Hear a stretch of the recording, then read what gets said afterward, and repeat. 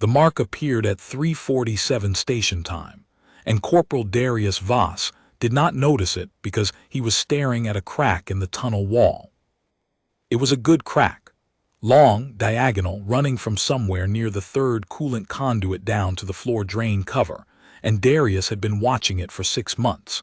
Not obsessively, not with any particular worry. Just the way a man who has nothing else to do on a 12-hour guard shift watches the one interesting thing available to him, which in sub-level 9 of the Grand Paris Excavation Authority's Sector Gamma was a crack. He had names for parts of it. The long straight section in the middle was the avenue. The little fork near the bottom was the roundabout. The place where it split into 3 thin tendrils at the top, he called the Edel, because he had grown up in the 7th arrondissement, and the names of Paris were the last things left in him that still felt like they belonged to someone. He was 26 years old. He had been a guard for 2 years. Before that he had done 3 years in the 13th Airborne, 2 deployments, 1 injury that was interesting for about a week and boring for the 18 months of physiotherapy that followed. Before that he had been nobody in particular. A kid from a decent neighborhood who had tested well and aimed low and landed somewhere in the middle, which was where most people landed, and which Darius had long since made a kind of peace with. The crack was unchanged. It was always unchanged. That was its virtue. At 3:47, his radio crackled. Voss. Still here. Movement on the deep scanner. Zone 7, you're closest. Darius looked at the crack one more time. Then he picked up his helmet, checked his sidearm out of habit rather than expectation, and walked toward Zone 7, which was 300 meters further down the tunnel and had been sealed since the diggers hit something unexpected 4 weeks ago. Nobody had told him what they'd hit. Nobody told the guards anything. That was also part of the job. The tunnel narrowed past the 20-meter marker. The overhead lighting switched from white to the amber of the deeper sections, and the sound changed too, the constant low mechanical hum of the ventilation rising in pitch as the passage compressed. Darius had worked this tunnel long enough to hear the difference. The deep sections had their own acoustics, their own pressure, their own particular quality of silence that wasn't silence at all but something denser. Zone 7 was a chamber. The diggers had broken through into it accidentally, a hollow space in the limestone that predated the Romans, predated the Gauls, predated everything the Geological Survey had predicted should be down here. The authority had brought in 3 different teams of experts in the first week. Then the experts had left, and the seals had gone up, and Darius had been reassigned from sub-level 6 to sub-level 9, and told, politely, that his new job was to stand near the sealed door and make sure nobody went in. He had asked what was in there. His supervisor had looked at him for a long moment and said, "Old things." The seal was a heavy pressure door, military spec, which seemed like considerable overkill for a limestone cave. But the door was currently open, and the orange warning light above it was spinning, and the motion sensor mounted on the frame was emitting a steady pulse that meant something was moving inside. Darius paused at the threshold. He had his hand on his sidearm. He thought professionally about the protocols. The protocols said, "Do not enter alone." The protocols said, "Radio for backup first." The protocols said a great many sensible things that assumed backup was more than 8 minutes away. The motion sensor pulsed again. He went in. The chamber was larger than it appeared on the schematics. He knew this because the schematics said 40 meters diameter, and the space he was walking into felt like a cathedral, the ceiling somewhere above the reach of his helmet light, the walls curving away into darkness on either side. The floor was flat and smooth, in a way that limestone floors were not supposed to be flat and smooth, as though something had planed it, and across the surface there were markings. Not the random fracture patterns of natural stone but deliberate geometries, lines and curves and intersecting arcs that his eye kept trying to resolve into a system and couldn't. In the center of the chamber, Something was glowing. It was about the size of a football, irregular in shape, embedded in a shallow depression in the floor as though it had always been there. The glow was not a single color but something that moved through color, cycling slowly through frequencies that Darius could not name. Not quite blue, not quite violet, something between and beyond both, the way certain depths of ocean water looked when you were young and still surprised by things. He had been walking toward it for 30 seconds before he realized he was walking toward it. He stopped. He took a breath. He thought about the protocols again, specifically the one about not touching things you didn't understand in secured zones, which felt relevant. He radioed in. "Control, I'm in Zone 7. The seal is compromised. There's an object, the artifact from the initial discovery. I think it's active, emitting light." Static. Control. More static, and then a sound that his radio should not have been capable of producing. A harmonic that wasn't noise but wasn't speech either.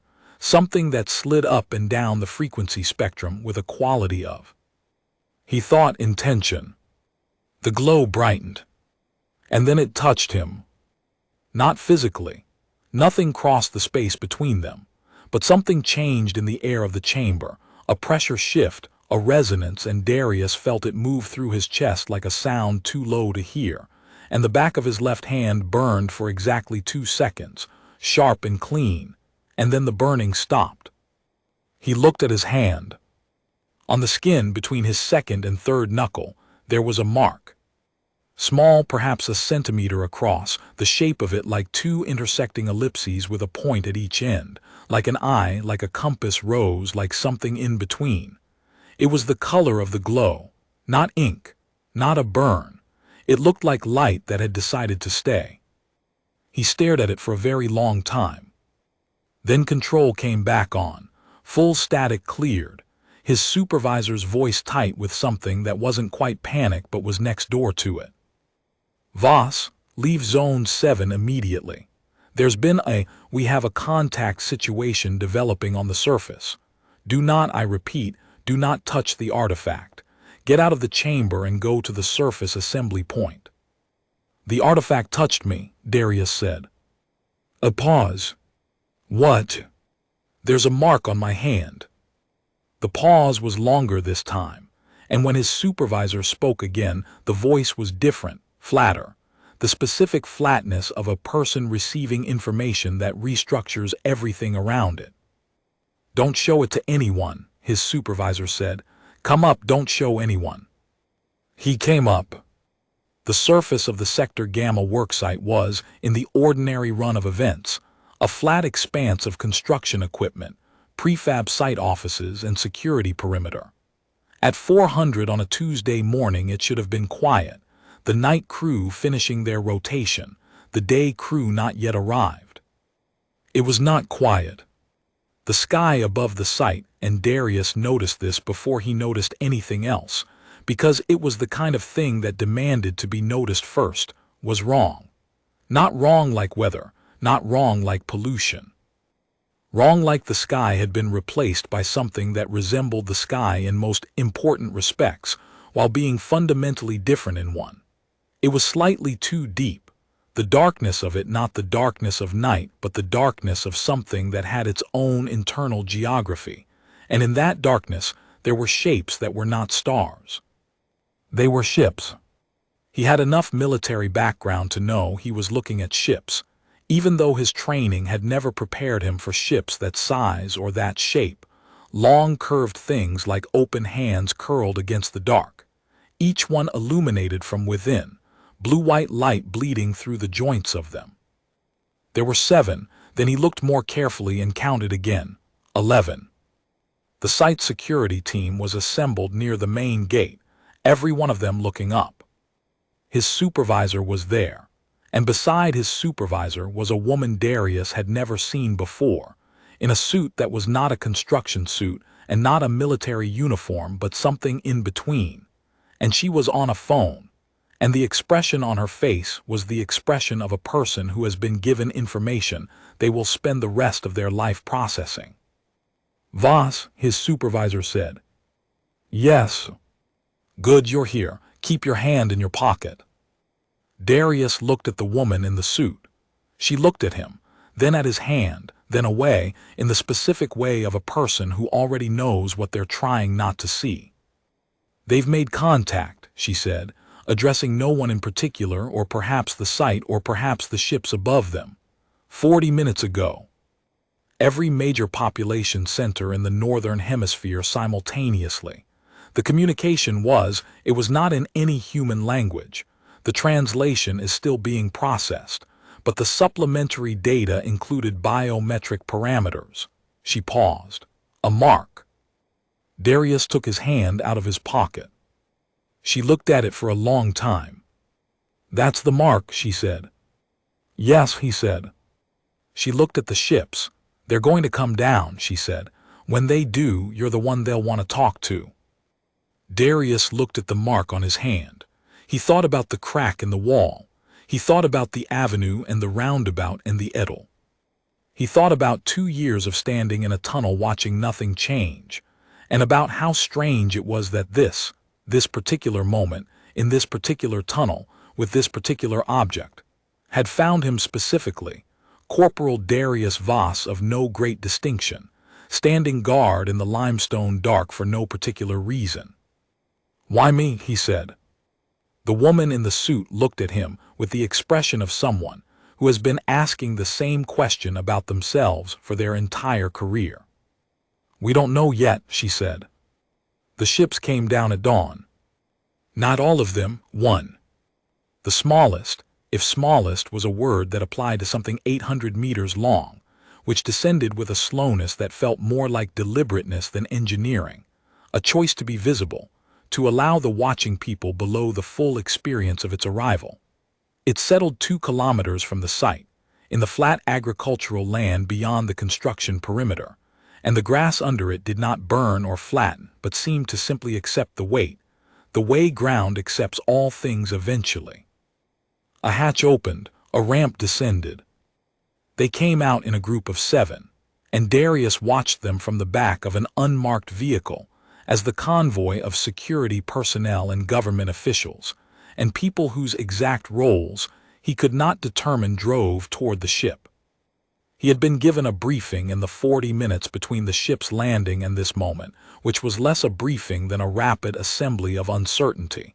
The species was not known to any human record. The signal had come without warning. The communication was structured but not yet translated. The mark, his mark, had been part of the communication data. What he knew about them, watching them now through the windshield. They were tall, between 2 and 2.5 meters, their bodies covered in what appeared to be ceremonial garments that fell in layers from the shoulders to the ground, colors that shifted like the glow of the artifact, blues and violets and deeper things.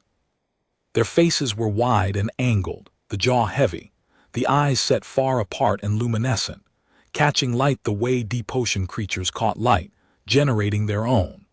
They moved in a specific formation, 6 arranged around one, the central figure slightly ahead, slightly different in the quality of her garments, which were heavier, darker, embroidered with patterns that Darius recognized with a jolt of vertigo as variations of the mark on his hand. The convoy stopped. The officials got out. Darius got out because someone had told him to stay close to the officials, which was the extent of the instruction he'd been given. The central alien stopped walking when she saw him. She stopped so completely and so suddenly that the 6 around her nearly collided, a small moment of disarray that felt, despite everything, very recognizable. The way a person stops when they see something that reorganizes the world. Her eyes found his hand before they found his face. The mark on his hand was glowing. He had not noticed this. He looked down at it now and saw that it had shifted from its dormant color to something active, cycling through the same frequencies as the artifact in the chamber, as the patterns on the ship, as the embroidery on her garments. His skin felt warm where it sat. She took 3 steps toward him, past the officials, past the security personnel whose hands had gone to their weapons without orders. She did not stop for them. Not with arrogance. He was watching for arrogance, and it wasn't there. With something more like the focused obliviousness of a person moving towards something that has suddenly become the only real thing in the visible world. She stopped a meter from him. This close, she was extraordinary. Not beautiful in any category he had words for, but extraordinary in the way that very old things sometimes were. A quality of density, of accumulated complexity, of being the product of more time than he could comfortably imagine. Her face was patterned with markings that were not identical to his but rhymed with it, the same geometric logic, different expression. Her eyes were pale, almost white at the center, the luminescence he'd seen at distance revealed up close as a genuine light, slow pulsing, the rhythm of it like breathing or a heartbeat. She looked at his hand. She said something. Her voice was low, the harmonics of it complex, the same quality as the sound his radio had produced in the chamber, intentional in a way that transcended language.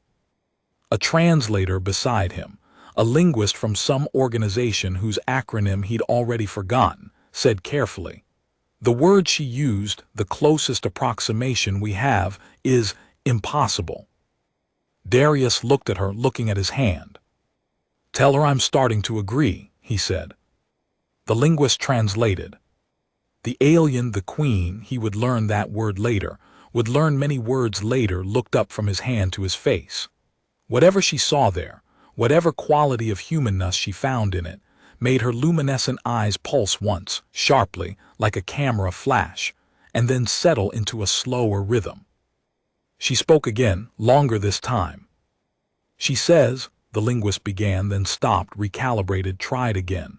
"She says, the mark chooses the thread that can bear the weight. She says, we have searched 300 years for this. She says," the linguist paused. "I'm not certain of this next part. The grammar is the structure implies something like, she has been waiting for the mark to find its place, and now it has." The queen looked at Darius with her pale, impossible eyes. He was a guard. He had stood in a tunnel for 2 years and watched a crack in a wall. He had not saved anyone, not commanded anyone, not distinguished himself in any particular way beyond reliability, and a tolerance for boredom that his supervisor had once described, not unkindly, as preternatural. He said, "What wait?" The linguist translated. The queen looked at him for a long moment. Then she turned and looked at her 6 attendants, and then at the ship, and then at the distant skyline of the city, the half-finished towers and the construction cranes and the geometry of a civilization still building itself. She turned back to him. She said something quiet. "She says," the linguist translated, "your kind has been building for so long without knowing what you were building toward." And then the crisis arrived, because of course it did, because that was the particular shape of the day. A sound from the tree line to the east, where the security perimeter was thinnest. A shot, not from any of the human security personnel. Darius clocked that immediately from the direction and the report, and one of the 6 attendants stumbled and made a sound that was the alien version of pain, universal in the way that certain things were universal, and everything became very fast. The queen moved, not toward cover, toward the sound. He saw her intention and did not think about it. 2 years of standing in a tunnel watching nothing happen did strange things to a person's reflexes, in that when something actually happened, his body moved before his brain had the discussion. He stepped in front of her. The second shot caught him in the shoulder. He had been shot before. The first time had been in the 4th month of his second deployment, and the memory it triggered now, in the fraction of a second while he was registering the impact, was not of the pain or the fear, but of the specific quality of the light that afternoon, yellow and horizontal and very still. The same way this light this early morning was very still. He did not fall. The impact spun him and he compensated, feet apart, and then the security personnel were moving and the shooter, singular, a lone figure, an ideologue or a coward or someone's proxy, it would be sorted out later, was being contained. and the queen was standing directly behind Darius, close enough that he could feel the warmth of her, and the mark on his hand was blazing. He turned around. She was looking at the wound in his shoulder with the expression he had come to associate with her in the 30 minutes he had known her, which was the expression of a person receiving information that restructures everything around it, but layered over that, or under it, or woven through it in a way he couldn't yet parse, something he recognized. He recognized it because he was human, and humans had been making that expression since before they had language for it. She was frightened, not for herself, for him. "I'm all right," he said, which was approximately true. The shoulder hurt with the particular insulting clarity of fresh injury, but he was standing, and the bleeding was manageable, and he had been shot before. "I'm all right." The linguist was not nearby. The translation fell away.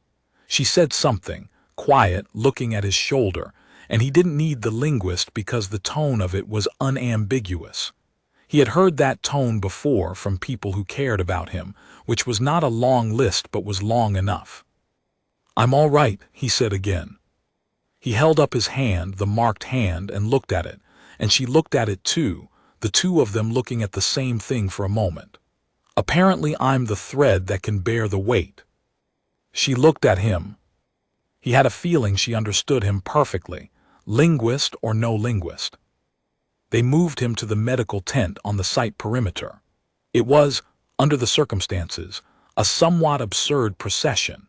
Darius walking with his hand pressed against his shoulder, two government officials walking beside him speaking rapidly into phones, three of the alien attendants accompanying at a careful distance, and the queen walking directly beside him, which no one had authorized but no one was willing to tell her not to do. She stayed while the medic worked. She stood at a distance that was exactly the distance of someone who wanted to be closer, but was calculating what was appropriate in a context without precedent. Darius recognized this too. He had stood at that distance himself, once, in a hospital corridor, waiting to hear about someone. "You can come closer," he said. The medic looked at him. "Not you," Darius clarified. The medic looked at the queen. The queen looked at Darius. She came closer. In the hours that followed, while the officials negotiated and the linguists worked, and the machinery of first contact ground through its necessary gears, the formal greetings, the exchange of data packages, the careful choreography of two civilizations trying not to accidentally offend each other in the first hour of acquaintance, Darius sat in a chair in the medical tent, and the queen sat in a chair beside him, and they did not speak because they did not share language. But they occupied the same space with a quality of attention that was, he thought, its own kind of conversation. He learned some things.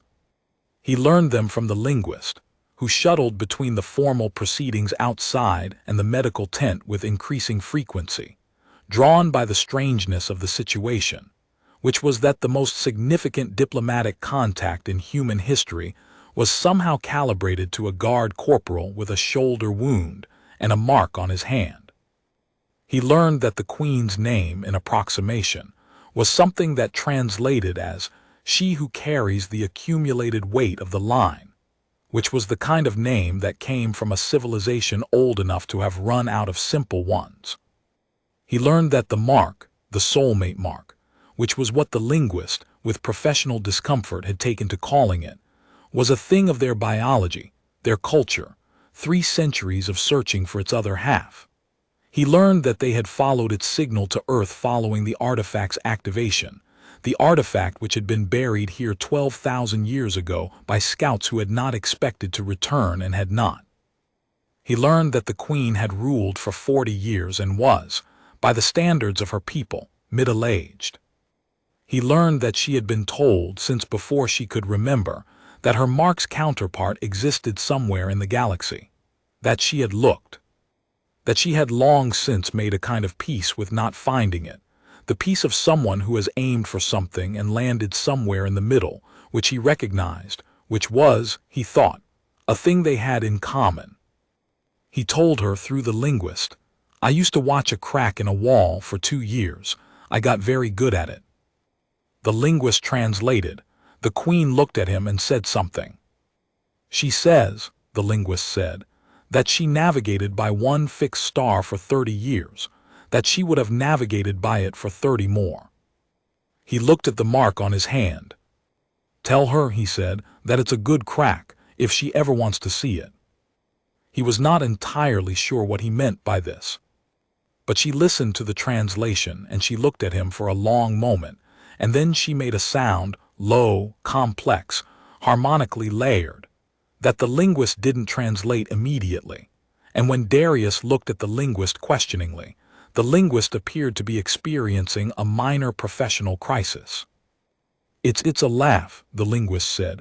I'm fairly confident it's a laugh. Outside the tent, the formal proceedings continued. The officials exchanged credentials. The attendants stood in their formation. The ships hung in the sky with their impossible weight, patient and glowing, and in the agricultural fields around the landing site, the grass was very green and very still in the early light. Inside the tent, Darius sat with his shoulder bandaged and his hand marked and the queen of a 3th-century civilization beside him, and thought about how strange it was to have been, for 2 years, the most inconsequential person in a tunnel, and then to be this. He thought maybe that's how it always goes. You watch the crack in the wall until the wall opens. The weeks that followed were not, as he had half expected, a story of escalation. He had enough military history in him to know the Orcs, first contact, then demands, then the calculation of power differentials, then whatever came of that calculation. He waited for it. The waiting was familiar. He was good at waiting. What happened instead was slower, stranger, and considerably more awkward. The Queen's people, the Vale, which was the closest phonetic approximation of the name they used for themselves, were not conquerors.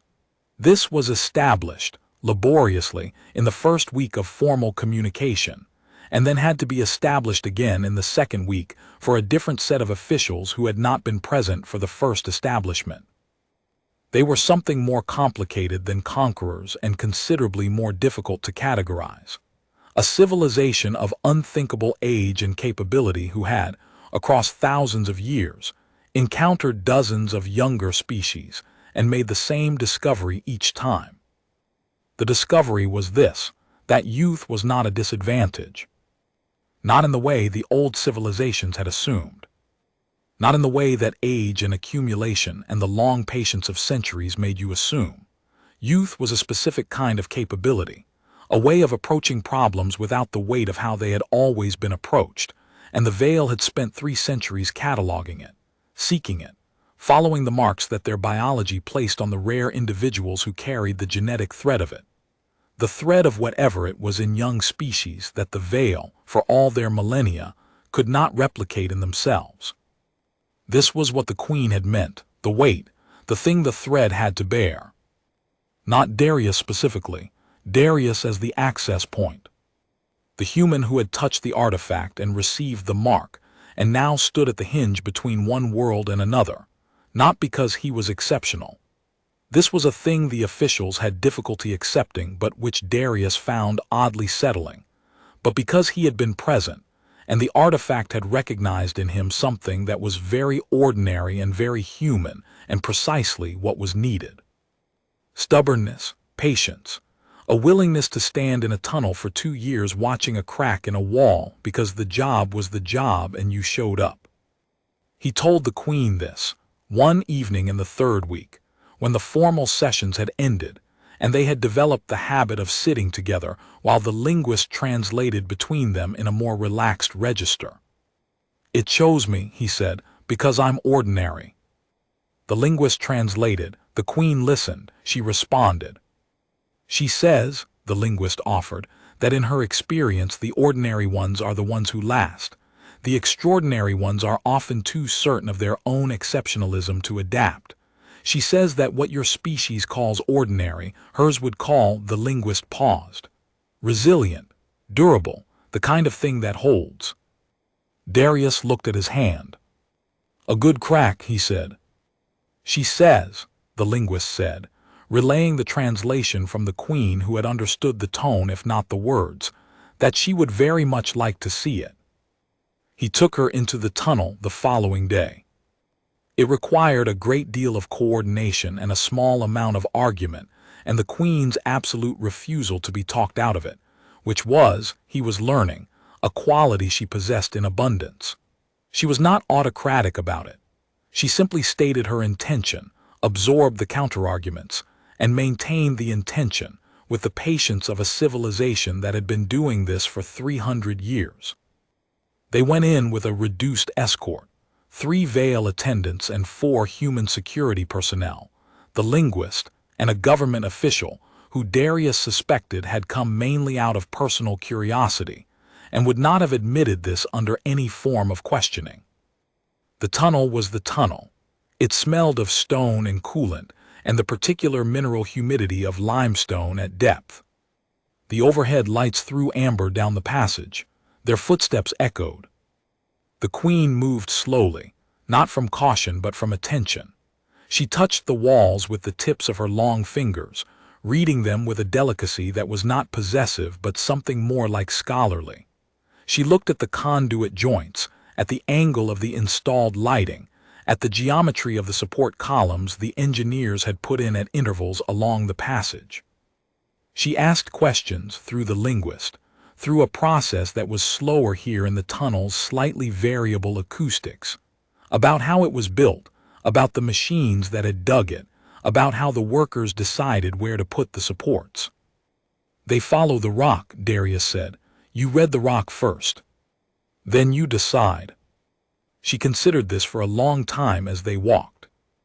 She says, the linguist offered unprompted, translating something the queen had murmured quietly, that this is also how one navigates between stars. You read the structure first, then you decide. They reached sub-level 9. They reached the stretch of tunnel that Darius had worked for 2 years. They passed the 3rd coolant conduit. The amber light fell across the wall. He stopped, he looked at the crack. It was unchanged. It was always unchanged. The avenue, the roundabout, the ettle. He pointed. That's it, he said. The queen looked at the crack in the wall for a long moment.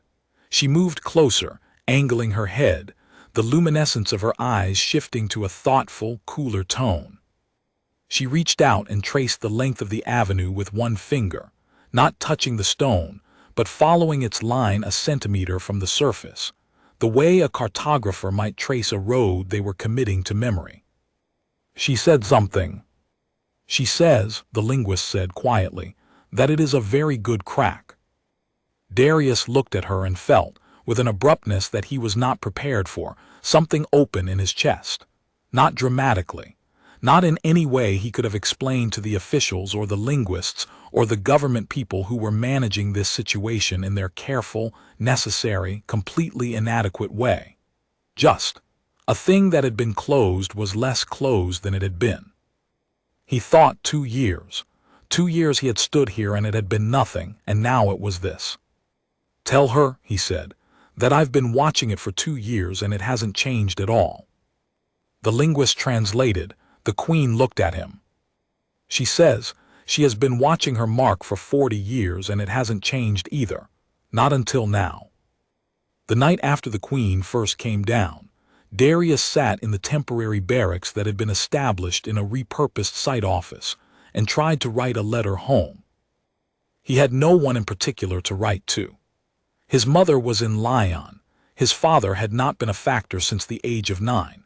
And he had one sister who was completing a doctorate in Bordeaux, and who communicated primarily in brief messages that conveyed large amounts of information in very few words, a quality he had always admired. He opened a message window on his phone and stared at it for 10 minutes. He wrote, I might be the most important person alive right now for reasons that have nothing to do with anything I did. It happened while I was watching a wall. He deleted it. He wrote, there's an alien queen and she has been looking for me for 300 years, which I realize sounds insane. He deleted that too. He put the phone down and looked at his hand, and the mark did its thing, slow cycling through the frequencies, patient and unhurried, the biological rhythm of something very old that had decided, finally, to rest. He thought, tomorrow there will be more sessions, more officials, more careful translation of things that did not quite fit into any available category. The machinery would continue to grind and he would be present for it because that was what he was now, the liaison, the hinge point, the guard who watched the wall until the wall opened. He thought she navigated by one fixed star for 30 years. He thought about the quality of patience in that. Not resignation, not the settled sadness of someone who has given up hoping. He knew what that looked like. He had seen it in barracks and in hospital corridors, the particular flatness of a person who has decided the answer is no. This was different. This was the patience of someone who continued to believe in the thing they were navigating toward, even when the distance was incomprehensible. He fell asleep with the mark glowing quietly on the back of his hand, like a nightlight, like something that had decided it was home. 3 days later, the second wave of Vale arrived. Not ships. The 11 in orbit were sufficient for the party that had come. What arrived was communication, a data package transmitted from deep space, picked up by human receivers before the Vale had anticipated it would be, which produced an hour of careful conversation about signal intercept protocols and the privacy of diplomatic channels, and then what the linguists, working through the night, determined was essentially a question from the broader Vale governing body. The question, compressed and translated as precisely as the linguists could manage, was, is the mark verified? The Queen answered it herself, in a communication that the Vale transmitted from the landed ship, and the humans were not present for, which was their right. What they learned afterward from the linguist assigned to monitor the transmission was that the answer had been yes, and the follow-up question from the governing body had been, is it human? And the answer had been yes again. And what followed was a pause in the communication stream of approximately 40 minutes that the linguists described as significant. Darius was briefed on this by the official who had taken point on the diplomatic proceedings, a small, precise woman named Beaumont, who wore the same suit every day in the way of someone who had solved the problem of clothing and did not intend to revisit it. They're surprised, she said, that the mark is on a human. That the mark is on a human on Earth. Earth was not a target location for their search. We are, she paused. We are, by their historical records, a very young species. The mark has apparently never previously bonded with a species at this stage of development. What does that mean for the Council? Complicated things, she said. Good complicated so far, but complicated. Darius looked at his hand. Complicated is fine, he said. I'm used to waiting. She looked at him with the expression of someone recalibrating an earlier assessment. Yes, she said. I'm beginning to understand that. In the second week, the Queen requested, through the formal channels, with appropriate diplomatic packaging, that Darius be present for a particular session that was not on the official schedule. The session was described as cultural exchange category, personal history, cross-species. The officials negotiated around it for half a day before deciding that there was no protocol for declining a Vale Queen's request and agreeing. What the session actually was, the two of them in a room, with the linguist and one Vale attendant and no officials, and the Queen asking him questions. Not strategic questions. Not questions about human military capability or resource wealth or governance structures, all of which had been covered extensively in the formal sessions. Questions like, what is the longest distance you have traveled, and what do humans do when they are frightened, and what is the word for the feeling when you arrive somewhere you have never been and recognize it anyway?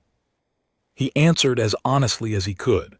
The longest distance was a deployment, 1,800 kilometers from home, the first week of which he had spent homesick in a way he had not expected from himself, the homesickness of a person who had not known they were attached to a place until the place was gone.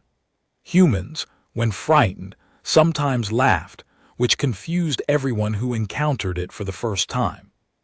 The feeling of recognizing somewhere you had never been. He thought about this for a long time.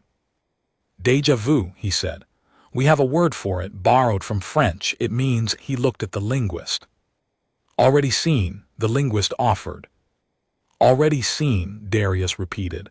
There's a theory that it's a glitch, a misfire in the memory, but some people think it's something else. The Queen listened to the translation, and then spoke quietly.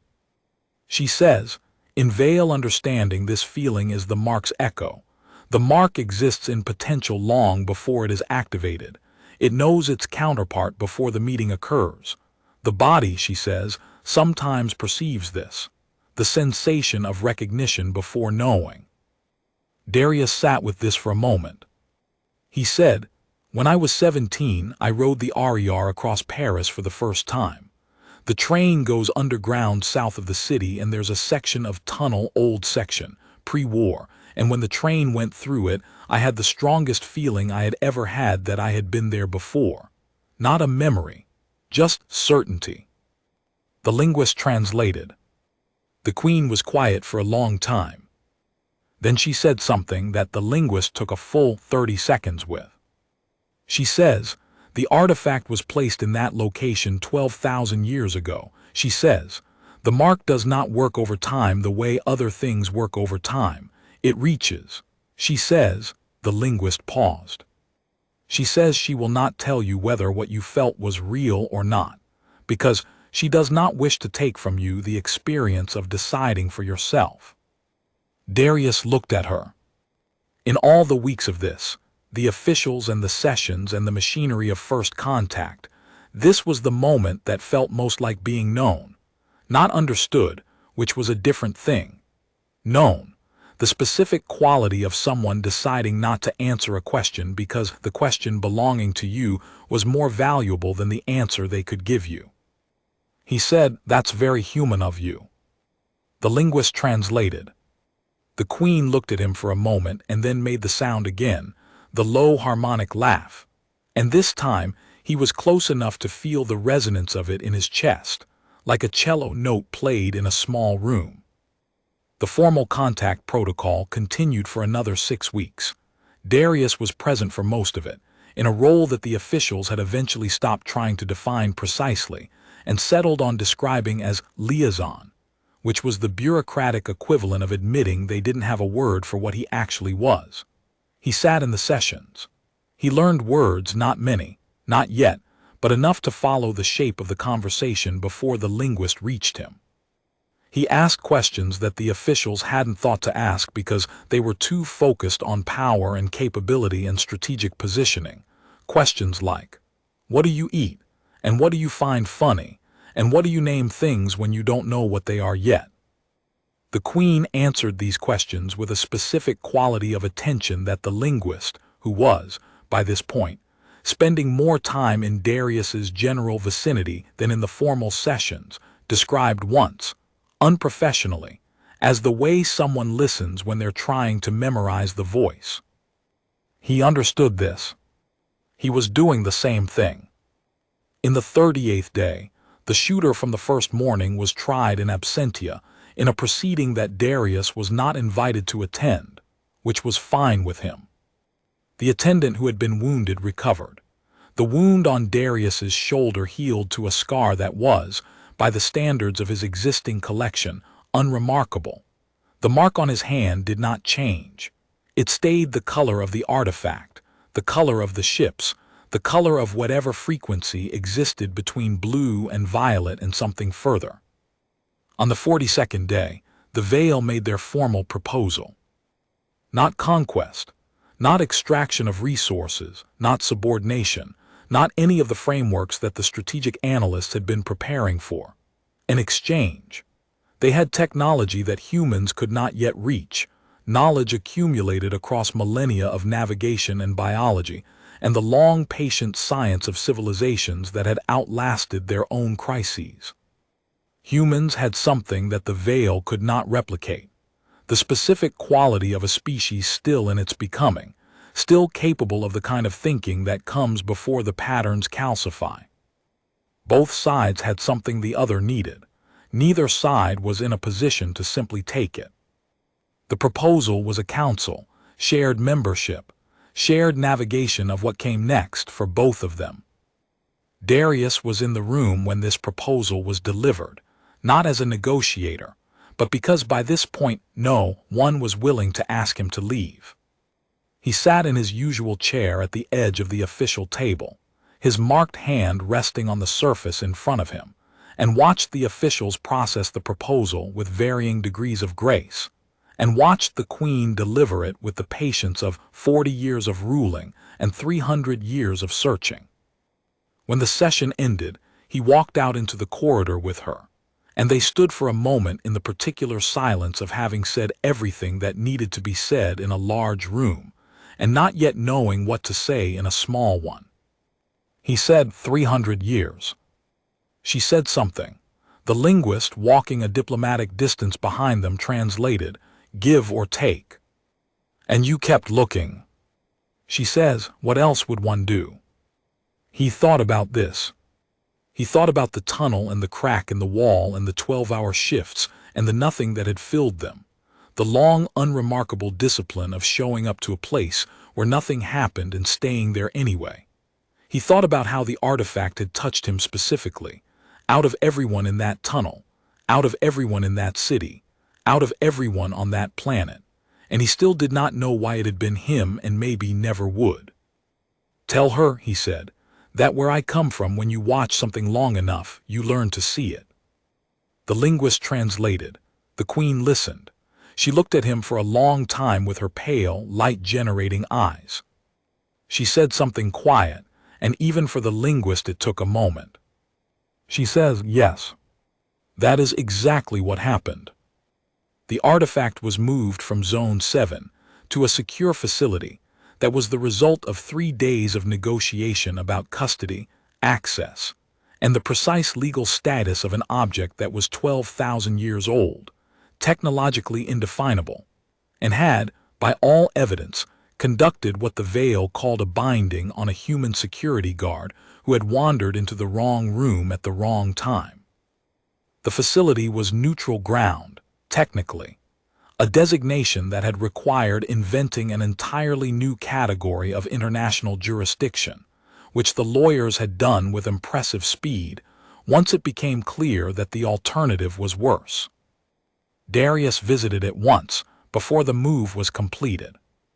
He stood at the threshold of Zone 7 again, looking at the artifact in its shallow depression in the floor. It was quieter now than it had been on that first night, not dark, but contained, the glow cycling slowly through its frequencies with a quality of patience that he now recognized as distinctly Veil. Something left behind by people who had expected to return and had not, waiting in the dark of a Paris limestone cave for 12,000 years for the right person to walk past.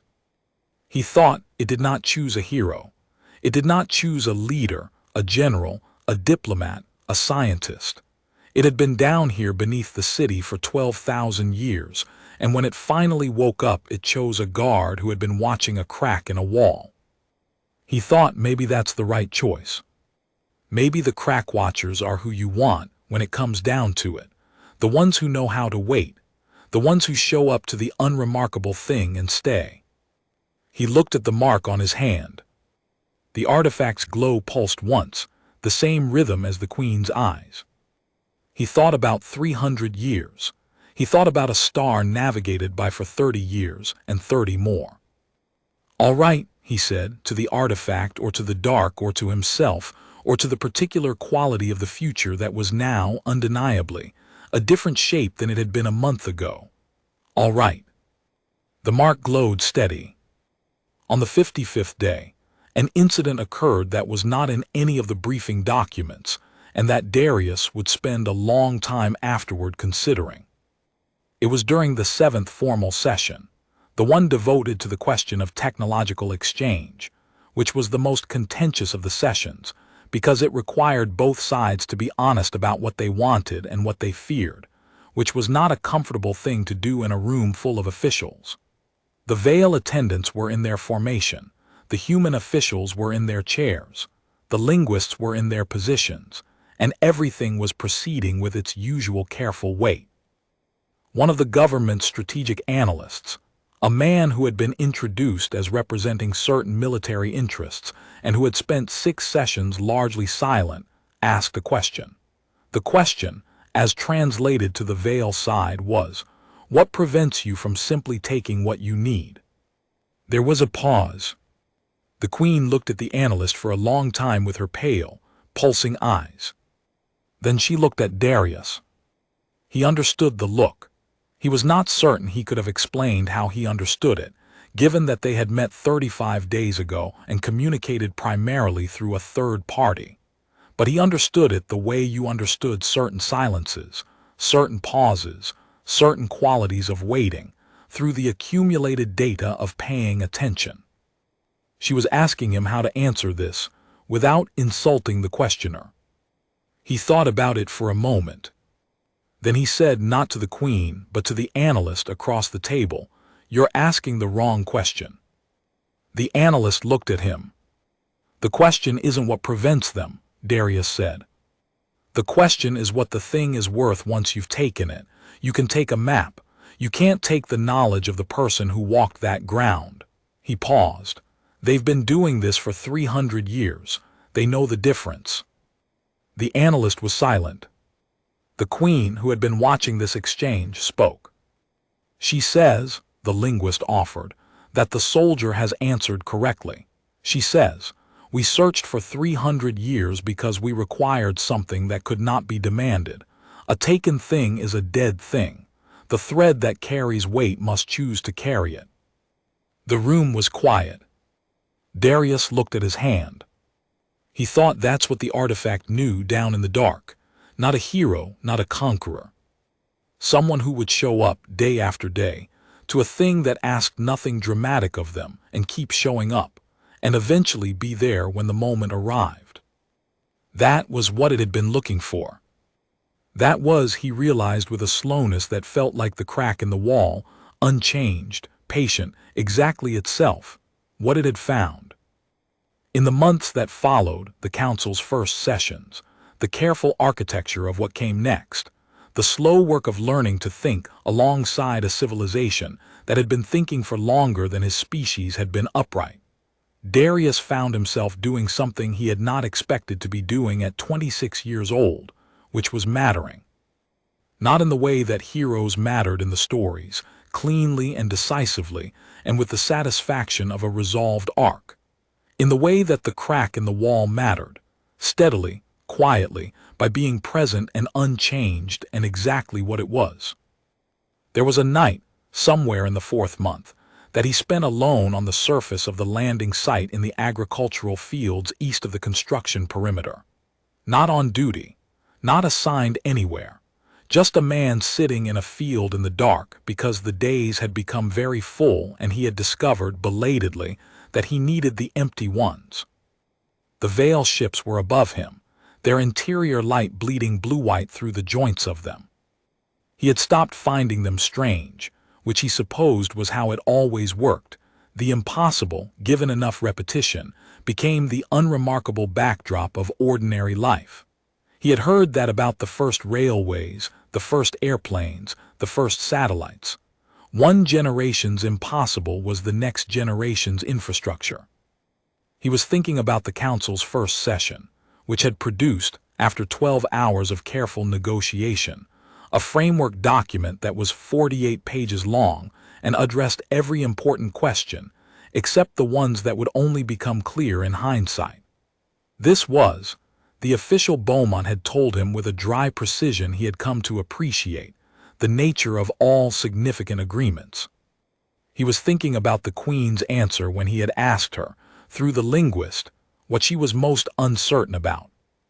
She had said, "The council will require trust, and trust is built over time, and time is the one resource that has a different quality for a very old civilization than it does for a young one." She had said, "We must be careful not to move at our pace when it is your pace that matters." He was thinking about this when he heard footsteps behind him. He turned. one of the Vale attendants, the one he had come to think of as the senior of the six, who had a particular quality of watchfulness that reminded him of good soldiers he had known, stood at the edge of the field. Behind the attendant at the edge of the ship's ramp, the queen stood. She was not in her formal garments. He had not seen her out of them before.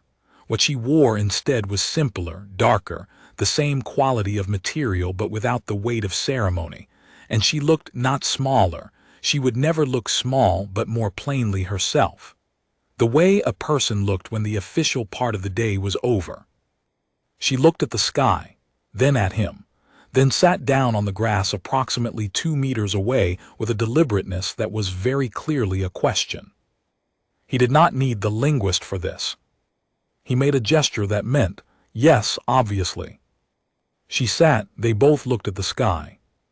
The ships were silent, the field was quiet.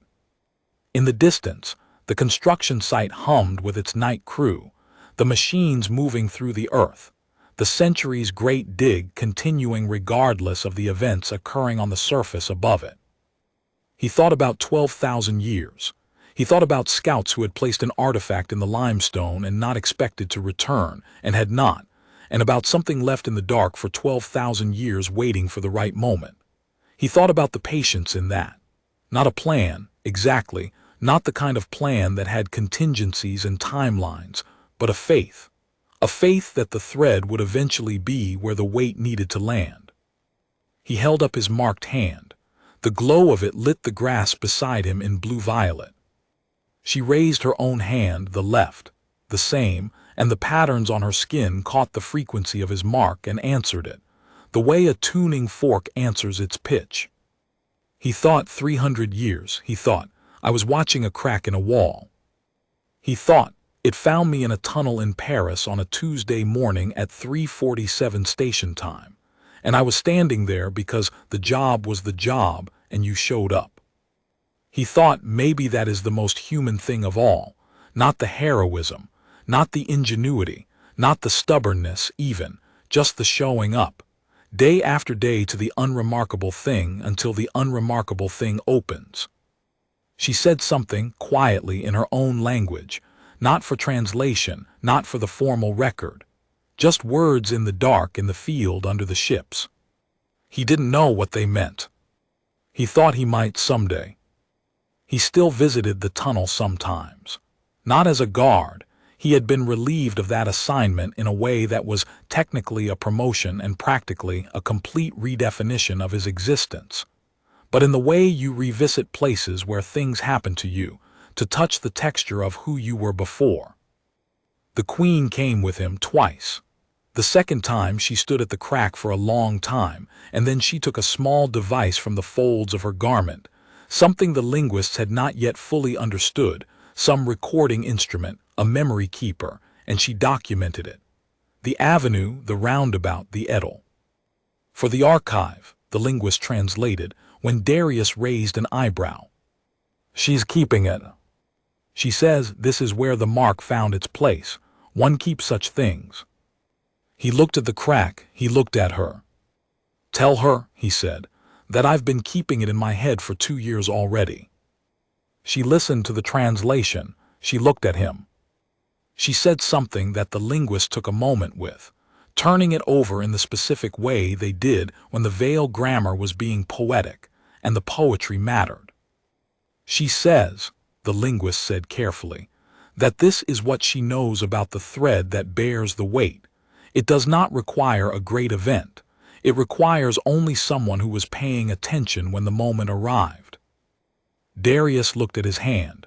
The mark was its usual color, steady, unremarkable, perfectly itself. Outside the tunnel, the city was building. The Grand Paris Express was still under construction, the century's great dig, its machinery moving through the earth with the patient violence of necessity. Above the city, in a configuration that people were beginning to get used to, 3 Vale ships maintained orbit, not occupation, not threat, but presence, the presence of a civilization that had arrived and was in no hurry to leave.